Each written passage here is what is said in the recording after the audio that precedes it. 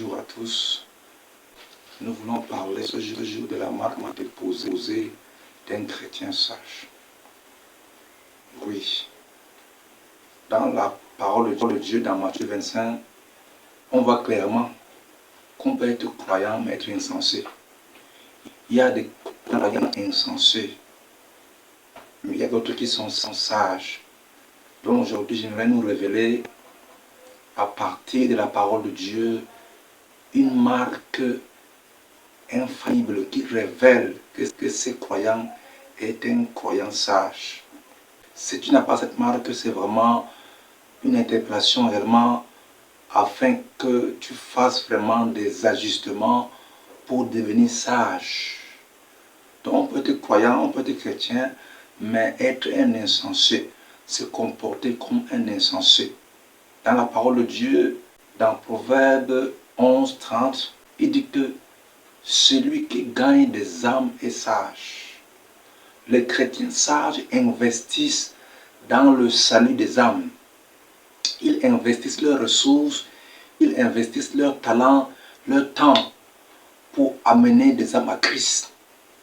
Quelle que soit leur occupation, quel que soit leur secteur d'activité, parce que c'est la seule richesse qu'on va amener avec nous au ciel. La seule richesse qu'on va emporter de la terre vers le ciel avec nous, ce sont les âmes qu'on aura amenées à Christ. Oui, pas de maison, pas de voiture, non, zéro. La seule chose qu'on va amener de la terre vers le ciel avec nous, ce sont les personnes qu'on aura amenées à Christ, qu'on aura bâties dans la foi. Donc les croyants sages sont ceux-là qui investissent tout leur bien pour conduire les hommes à Christ. Ils investissent dans le travail missionnaire, dans le travail pour évangéliser les âmes, pour soutenir les missionnaires, pour soutenir des hommes de Dieu sérieux qui travaillent réellement à sauver des âmes. Nous savons que le monde physique que nous voyons, toute sa beauté sera consumée un jour, toute sa beauté sera avalée, va prendre fin un jour. Mais la seule chose qu'on va emporter avec nous au ciel, ce sont les personnes qu'on aura amenées à Christ, qu'on aura bâties dans la foi. C'est là la seule richesse impérissable qu'on va amener avec nous.